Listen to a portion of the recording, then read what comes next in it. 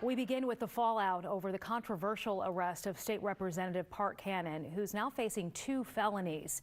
Capitol Police quickly putting her in handcuffs, dragging her out of the state capitol 1 week ago today after she knocked on the governor's door while he was giving a live speech about Georgia's new election law, which he had just signed.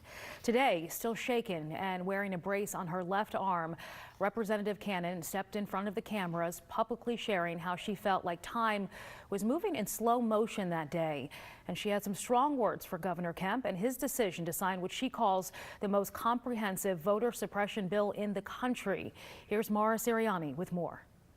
In a press conference this morning, an emotional Representative Park Cannon recalled her arrest exactly 1 week ago today here at the Georgia State Capitol and said she'll never stop fighting for voter rights. My experience was painful. Constituents and supporters of Representative Cannon gathered this morning over at the John Lewis Memorial. Cannon thanked folks for their support and for standing in solidarity following her arrest. Cannon was taken into custody after knocking on the door as Kemp delivered remarks following the signing of Senate Bill 202, a bill some believe is a form of voter suppression. Governor Kemp claims the bill gives people more opportunities to vote and is not meant to disenfranchise anyone. Representative Cannon said Governor Kemp signing, quote, the most comprehensive voter suppression bill in the country is a far more serious crime. In one stroke of the pen, I am reminded how important it is to stay focused on the issue at hand. Voter suppression in Georgia is alive today. Cannon faces up to 8 years behind bars. Her attorneys also spoke this morning. They say they will work to clear her name and fight the charges. Governor Kemp, meanwhile, has spent a good part of the week defending the new law. He told our Jeff Hollinger that accusations of voter suppression are wrong. You know, this is in the playbook. If you look back to when the domain name of Jim Crow 2.0 was reserved, nobody even knew what was going to be in the final version of the bill. I think they probably had some perceptions of what it was going to be, but this bill is much different, I think, than what they perceived. But it didn't change their playbook. I think this was their game all along. Many Atlanta-based companies facing threats of a boycott have criticized this new law, including Coca-Cola and Delta. Delta CEO releasing a statement calling the final bill unacceptable. The statement turning heads at the Capitol on the last day of the legislative session, leading lawmakers to push one unexpected measure. House Republicans passed a repeal of a jet fuel tax break worth millions of dollars to Delta Airlines. You don't feed a dog that bites your hand, you know, so got to keep that in mind sometimes. The Senate did not take up that bill before adjourning. We want to turn now to COVID-19 in Georgia, and Governor Kemp issuing an executive order just hours ago, rolling back most of the state's COVID restrictions. And he did it while still under quarantine himself after being exposed to someone with the virus over the weekend. So starting next Thursday, the ban on large gatherings and shelter-in-place requirements will be lifted. The governor also eliminating that 6-foot social distancing rule at restaurants, bars, movie theaters, and gyms. Service employees will still be required to wear masks. The governor recommending masks for everyone else. We talked with some diners at the legendary Atlanta restaurant, the Colonnade. A few told us it is time to lift restrictions, even though the CDC and other public health officials are warning states not to.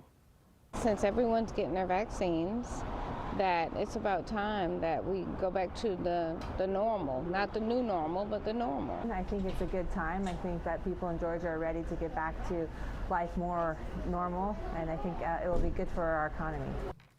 The restaurant's manager not so excited to hear about the spacing restrictions, that they would no longer be required, but he also knows he needs to increase capacity in order to restore lost revenue. And this is new at 11:30. Well, now it is new at noon here, and something we bring to you every Thursday when the Labor Department releases its weekly jobless report.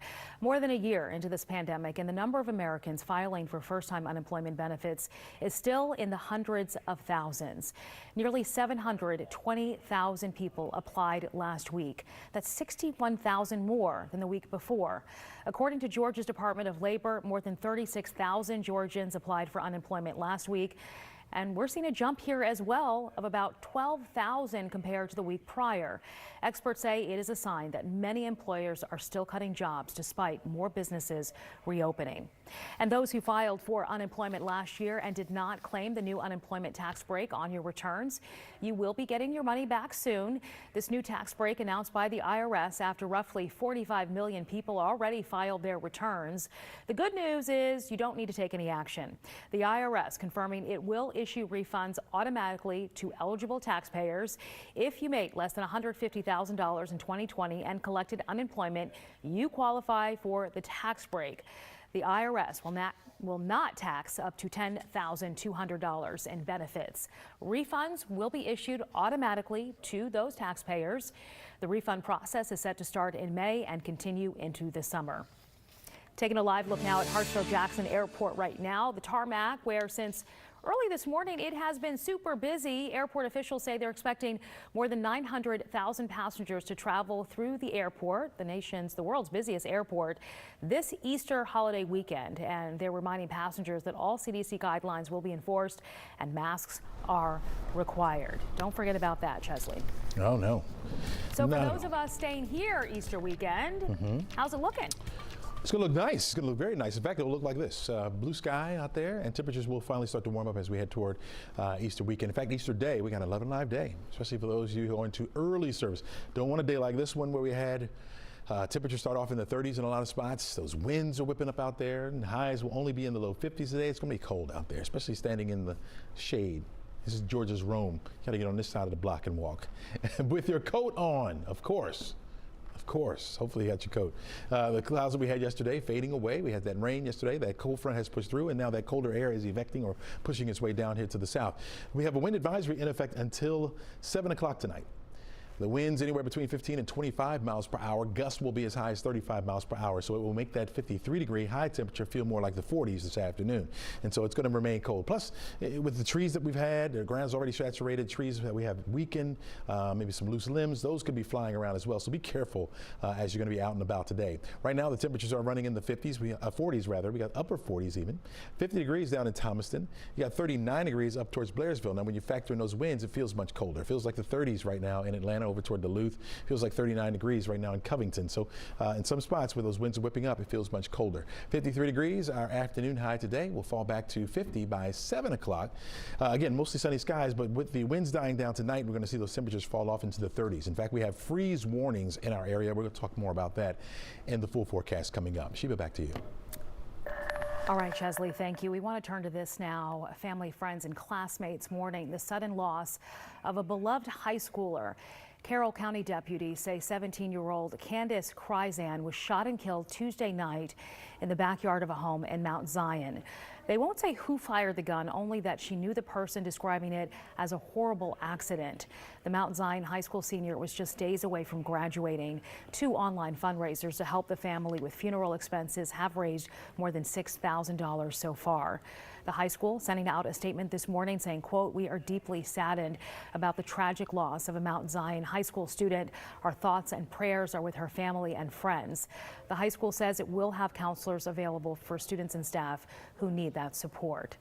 And another family pleading for answers at this noon. Their loved one has been missing for several weeks now. 29-year-old Preston Grissom of Clayton County disappeared back on February 10th. Union City Police say Preston has had little contact with anyone over the last few weeks. Investigators in Clayton, Douglas, and South Fulton counties are all working together on what few leads they have. His grandmother last saw him on Stonewall Tell Road in Union City. She had dropped Preston off with a friend around 1 in the morning. His family has not heard from him since. He just does not stray from home, especially this long. So anything you can give us would be helpful. Preston was last seen wearing a gray hoodie with the words All-Star on it. Anyone with information should call Union City Police. The murder trial of former Minneapolis police officer Derek Chauvin resuming today. Already we're hearing that George Floyd's girlfriend has already taken the stand, and we are expecting More emotional testimony like that today, including some expert testimony as well. Jay Gray's in Minneapolis with the latest from the courtroom. Hey there, today we expect to see perhaps a bit of a shift in focus for the prosecution, maybe calling some more expert witnesses to the stand after what's been 3 days of high emotion in the courtroom. Yesterday, for the first time ever, we saw security video inside the store. George Floyd interacting with other customers and the staff there just minutes before his confrontation with police. We also saw new body cam video from Derek Chauvin and heard his voice for the first time on the scene there. We got to control this guy because he's a sizable guy. Yeah, and I tried to get in the car. Looks like he's probably on something. Oh my God. During that interaction, Chauvin was talking with Charles McLean, a 61-year-old who was on the scene and on the witness stand. You see him breaking down there as that video was played. Again, it's been a highly emotional trial to this point, perhaps a bit more science, a few more experts as we move forward right now. That's the latest here in Minneapolis. I'm Jay Gray. Back to you. And court is in break right now. Okay, it is opening day for Major League Baseball. That means the Braves are back. And if you're headed to a game later this month, we have some big news when it comes to tickets. We'll be right back. Come see the difference on Morning Rush, weekdays on 11Alive. Weather can't run from the all-new 11Alive Thunder Truck, a mobile weather center with the power and speed to chase down the strongest storms and bring you on-the-ground conditions. The 11Alive Thunder Truck, sponsored by Landmark Dodge. Here in Atlanta, bad weather means bad traffic. A few drops of rain could destroy a commute. But that's where my man Crash Clark comes in. I go street level, he goes next level. Together, we make sure you get to work on time. Morning Rush, weekdays 5 to 7 on 11Alive. Hey, quick, open up your phone camera right now. Aim it at the screen to download 11Alive's new and improved app. This QR code will take you right to the App Store or Google Play. One simple tap gives you enhanced radar, street level zoom, and severe weather alerts. It's just that easy. Atlanta roads are my thing. ITP, OTP, Ponce, Piedmont, all the peach trees. Combined with Chesley's street level forecast, that's a lot of tech and experience to help your commute. Morning Rush, weekdays 5 to 7 on 11Alive. We're quite the combo.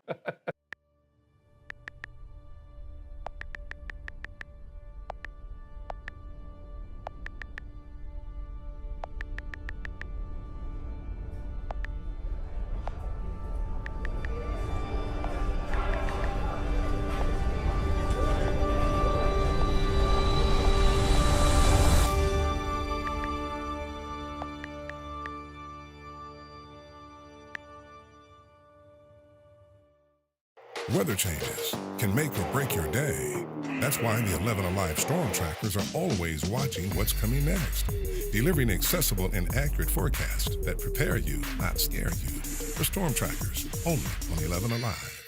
COVID-19 is still spreading in Georgia. Now get facts, not fear, at 11alive.com/COVID numbers. Track cases by county using our interactive map and get the latest health department data. Visit 11alive.com/COVID numbers.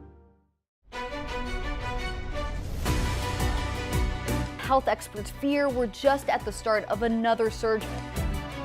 Residents here are some of the first seniors to get the vaccine. This epidemic can come to an end. We do have a flash flood warning that just popped up here.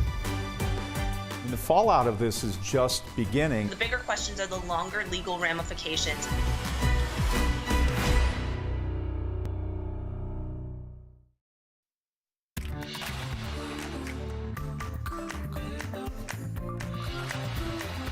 Georgia Tech will allow fans into Bobby Dodd Stadium for its annual spring football game.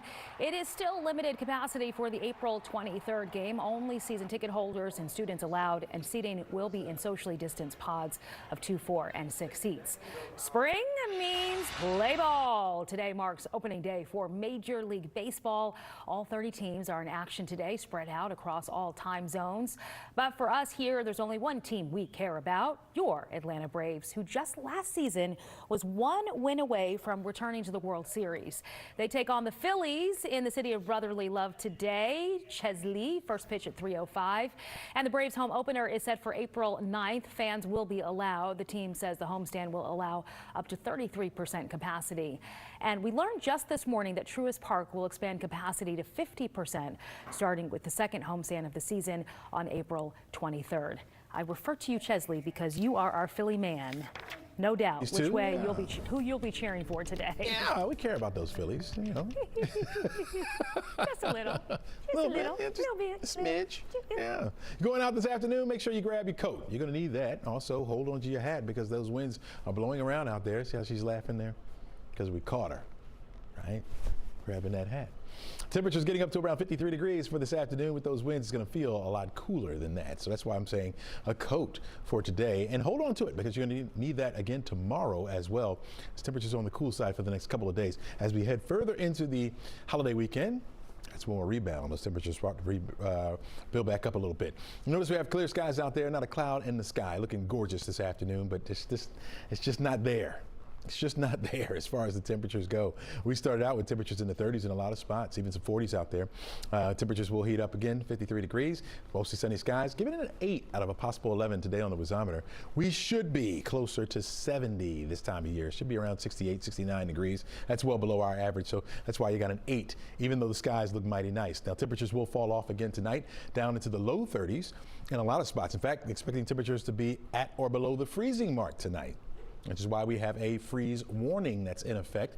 This will take effect at midnight and will last until 10 a.m. on Friday. Again, expecting a lot of temperatures to be down below the freezing mark, and so that means you're going to have to protect your sensitive plants.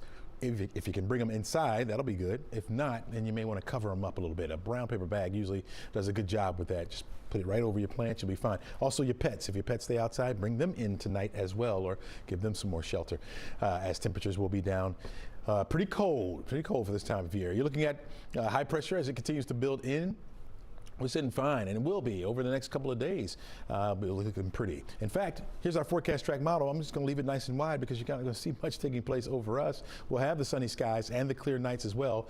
Because of those clear nights, we're going to see those temperatures dipping back down into the 30s once again. So even starting off Saturday morning, we'll start off with temperatures right around 35 degrees. By the afternoon, though, we'll heat it up a little bit more. 65 will be our afternoon high temperature. You notice those clouds that were headed toward us? They dip down to the south, so that's not going to take away our sun. We'll hold on to the bright skies, even as we head into Easter Day. It's going to be pretty nice. You see the 50s for today and tomorrow. Once we get up to Saturday, we're up to 65 degrees for the high after a 35-degree start. 71 will be our high temperature on Sunday. That's going to be a mighty nice day, even if you have early services. Temperatures start off around 41. 75 degrees on Monday, Tuesday 77, and then up to the 80s by the time we hit the middle of next week. And notice we stay dry all the way through. All right, Sheba, back to you. I see that. A forecast worth investigating. Chesley, thank you. Light at the end of the tunnel. A new study shows COVID-19 cases and deaths in nursing homes across the country have decreased by more than 90%. Palasoro has more now on how that looks here in Georgia. Nathan Madigan has watched Sterling Azalea Estates, the 3 senior living communities he helps operate across the greater Atlanta area, go through dark times. 1 year ago, their East Cobb location had a COVID-19 outbreak. But a full circle moment where we actually see the light at the end of the tunnel. That light, he says, thanks to more than 96% of the population at the facilities being vaccinated. And since that time, we've had 0 cases of COVID in our buildings. A reflection to this national study by the American Healthcare Association and National Center for Assisted Living. The report shows a 96% decline in new COVID cases in nursing homes since the vaccine rollout and 91% decline in deaths. Not surprised at all, because that is our experience. Statewide, we are seeing a very slow but steady decline in positive cases since vaccines started being administered in late December. May last year, positive residents accounted for about 13% of all total cases in Georgia. Right before vaccines were administered, that number was about 4%, and it's since gone down to 3%. That is just a testament to the effectiveness of the vaccine, as well as our policies in place that continue to this day to keep people safe. The number of nursing home resident deaths has fluctuated throughout the pandemic, but look at the difference comparing the total number of new deaths following the summer surge to the present. There's also been a slight dip from the beginning of December to now. We truly do feel like it's a new day, and you see that on the faces of our residents, their loved ones. All right, so if you're not feeling well, it's nice to know right away if you've contracted COVID-19. But the rapid tests that give you results quickly are not always reliable. But why? Here's our why guy to explain. Faster is not always better. If you want to fill your stomach quickly, you visit a fast food restaurant, but that's not where you want to take your date for the prom. When it comes to testing for COVID-19, a quick result may come at the expense of accuracy. So let's look at why the rapid tests are not as reliable. For travelers, countries all over the world are requiring a negative COVID test before you can enter. And now a few like Bermuda, Ireland, and Turkey are requiring the more reliable PCR tests. Results can take several days. The rapid or antigen test looks for proteins unique to the coronavirus. Results can come back as quickly as 15 minutes. The problem is that if you get a negative test, it may still be positive, but you just didn't detect. The rapid test reacts to a swab taken from a patient, then changes color, indicating a positive or negative result. If there is a large amount of virus present, the rapid test will likely find it. Dr. Jose Cordero of the University of Georgia's College of Public Health says a PCR test is more involved. You're getting the sample. There has to be a process of extracting the RNA, but there are several processes on that. All of them take time. Think of it this way. If you're searching for apples in a tree that's flush with fruit, you can have success with a quick search. If the apples are hidden at the top of the tree, a rapid search might conclude there are no apples to find. You need the work of the PCR test to take the time needed to locate what you're looking for. If you have symptoms of COVID-19 and a rapid test comes back negative, it's best to be sure by undergoing a more extensive PCR test. Another surge. Residents here are some of the first seniors to get the vaccine. This epidemic can come to an end. We do have a flash flood warning that just popped up here. And the fallout of this is just beginning. The bigger questions are the longer legal ramifications.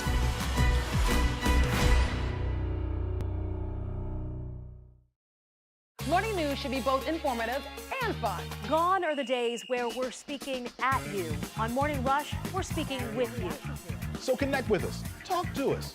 Think of it as a conversation. Morning Rush weekdays 5 to 7 on 11Alive. Quick, open your phone camera right now, aim it at the screen to download 11Alive's new and improved app. This QR code will take you to the App Store or Google Play. One simple tap gives you enhanced radar, street-level zoom, and severe weather alerts. It's just that easy. Morning news should be informative and fun. Yeah, and we do that here on Morning Rush with Verify, Connect the Dots, Why Guy, and more. We love learning about new things and sharing them with you. We make the news make sense. Morning Rush, weekdays 5 to 7 on 11Alive. The Negro people had to leave. They were told to get out.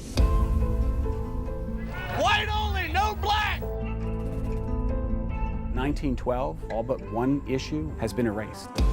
We haven't had none up here since the 1st of the century.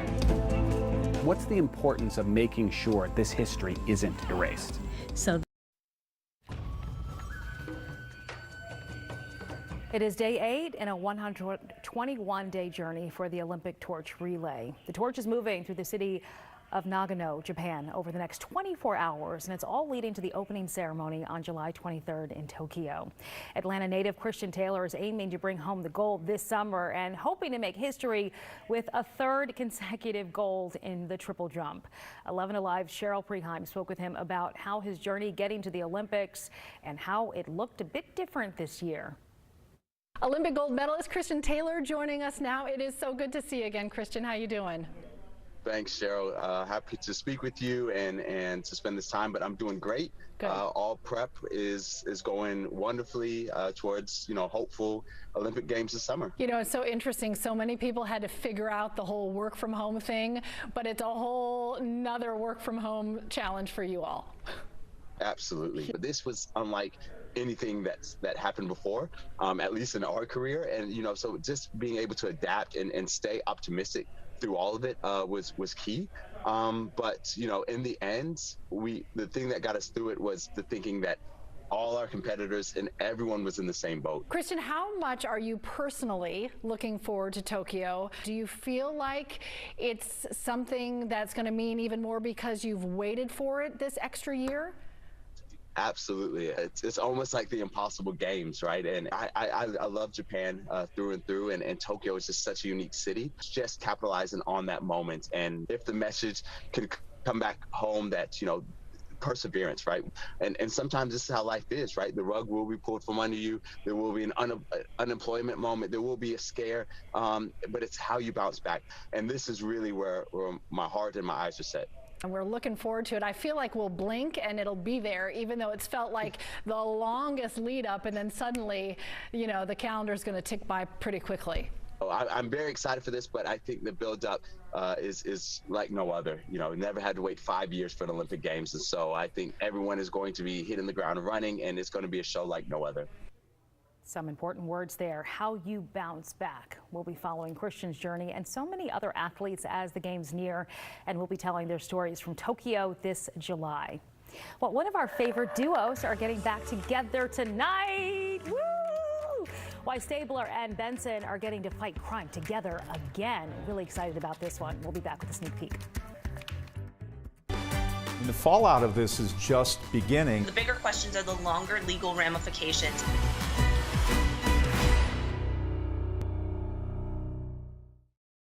Morning news should be both informative and fun. Gone are the days where we're speaking at you. On Morning Rush, we're speaking with you.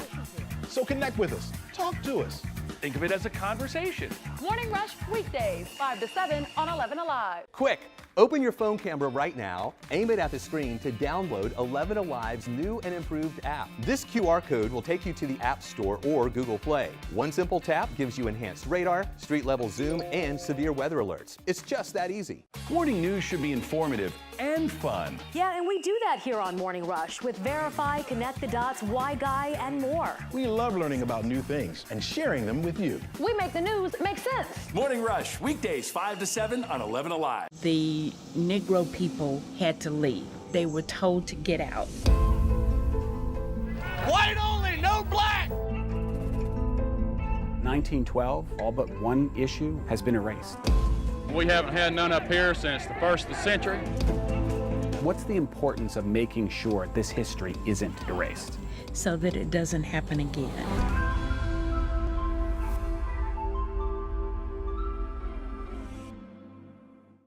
Is your morning routine feeling a little routine? Then mix it up. Morning Rush is different. It's the fast-paced news you need With all the energy of your morning coffee. Come see the difference on Morning Rush, weekdays on 11Alive. Weather can't run from the all-new 11Alive Thunder Truck, a mobile weather center with the power and speed to chase down the strongest storms and bring you on-the-ground conditions. The 11Alive Thunder Truck, sponsored by Landmark Dodge. Here in Atlanta, bad weather means bad traffic. A few drops of rain could destroy a commute. But that's where my man Crash Clark comes in. I go street level, he goes next level. Together, we make sure you get to work on time. Morning Rush, weekdays 5 to 7 on 11Alive. Hey, quick, open up your phone camera right now. Aim it at the screen to download 11Alive's new and improved app. This QR code will take you right to the App Store or Google Play. One simple tap gives you enhanced radar, street-level zoom, and severe weather alerts. It's just that easy. Atlanta roads are my thing. ITP, OTP, Ponce, Piedmont. Would you believe it's been nearly 10 years since Christopher Maloney left Law & Order SVU? He was on the show for 12 seasons as Elliot Stabler, and many fans have been waiting for him, myself included, to come back. And tonight it finally happens. Maloney returns to the series to set up his own spin-off show, Law & Order Organized Crime. It will be airing tonight. Unlike SVU, this new show will follow one case throughout the entire season. It's me going after the bad guys and finding my footing in this new place, this new world, and solving the crime in 8 episodes. Even though Maloney's got his own show, crossovers with SVU and Olivia Benson will continue throughout this season. Thank you so much for watching 11Alive News at noon. Take care. On 11Alive. COVID-19 is still spreading in Georgia. Now get facts, not fear, at 11alive.com/COVID numbers. Track cases by county using our interactive map and get the latest health department data. Visit 11alive.com/COVID numbers. Health experts fear we're just at the start of another surge. Residents here are some of the first seniors to get the vaccine. This epidemic can come to an end. We do have a flash flood warning that just popped up here.